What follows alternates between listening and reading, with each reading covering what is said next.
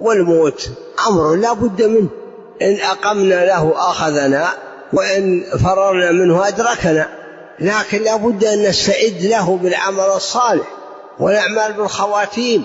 والإنسان لا يدري متى يوافي أجله، يمسي طيب ويصبح ميت، يصبح طيب ويمسي ميت. الآجال بيد الله، ليس من اللازم أنه يمرض، ما أكثر من ماتوا في فرشهم لا مرض ولا شيء. فلذلك ينبغي الإنسان يكون دائما على الاستعداد.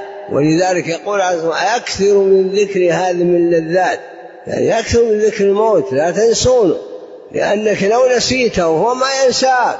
إذا تم الأجل أخذ روحك ولا يبالي أبدا، لكن أنت لا تنسى. اجتهد بالعمل الصالح واسأل ربك حسن الختام. وخيركم من طال عمره وحسن عمله، وشركم من طال عمره وساء عمله.